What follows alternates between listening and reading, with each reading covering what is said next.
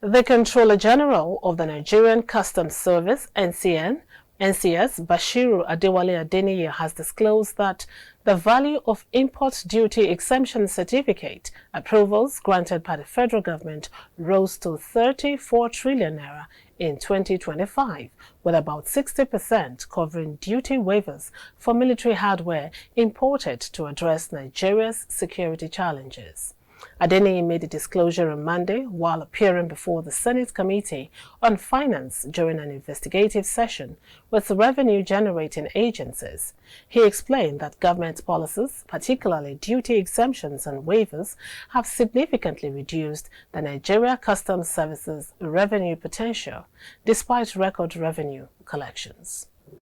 Presentation this afternoon and seeing a copy of this circular from the Ministry of Finance, a follow-up to the enactment of the financial bill of 28 December 2023. MDAs that generate IGR are obliged, that are self-funding, are obliged to remit 50% of what is collected. What our record has shown is that Customs has been breaking the law in a different way. We have been remitting 100% of what we have collected as IGR. It will therefore be my request that the committee assist us to correct these erroneous mistakes that we have been doing through the remittance of 100% full all the IGR we collect. Because in the real sense of the word, we actually need some of these because some of the things that we do are actually revolving.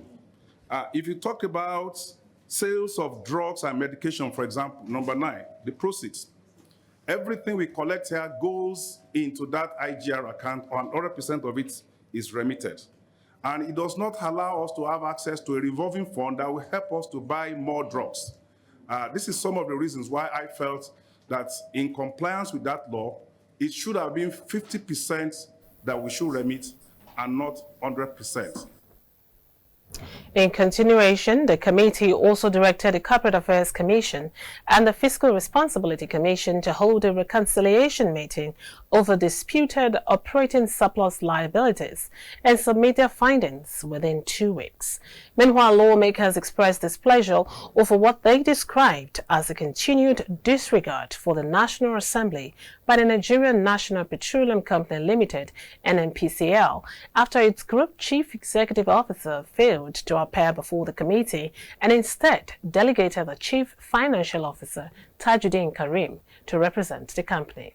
Supporting the committee's position, Senator Adams Oshomole criticized the absence of the NNPCL boss, insisting that public institutions must respect legislative oversight and remain accountable to the Nigerian people. Ningi made this point. Mr. President, Mr. Chairman, sir, even the President of Nigeria, His Excellency President Bola Ahmed Tinubu, he does not delegate his finance officer to present annual budget, which is prepared by financial gurus. Because we are 3 independent arms of government. So if President Bola Ahmed Tinubu will leave the villa to address the Senate President as chairman of the legislative arm and the senators and the House of Rep, I have difficulties why NNPC is too big, they are bedridden, there are no medical certificates and so on. May they not be bedridden for too long so that the country can move on?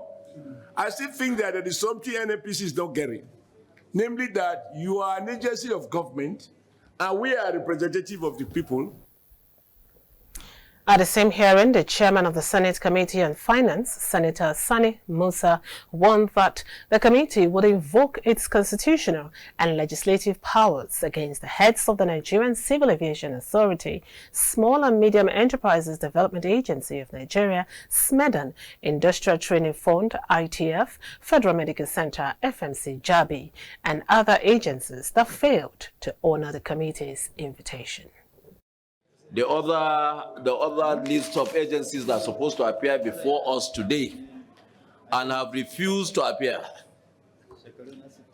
Have refused to appear before us today are the Office of the Accountant General of the Federation, Industrial Training Fund, Nigerian Communications Commission, though they have written a letter seeking for us to reschedule a date for them when the Chief Executive will be available, Nigerian Maritime Administration and Safety Agency,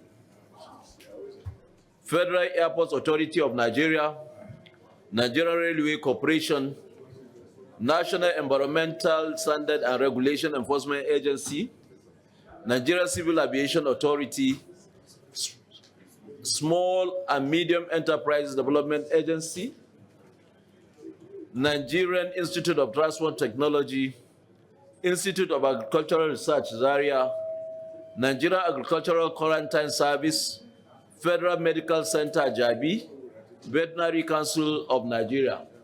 These agencies have refused to honor our invitations for this investigative hearing.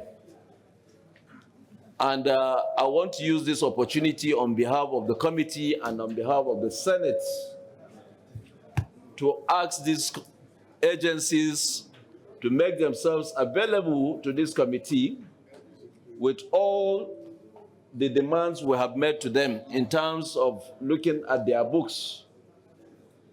Failure to do this, failure to appear before this committee, we will take legislative action and possibly seek for administrative action against these committees.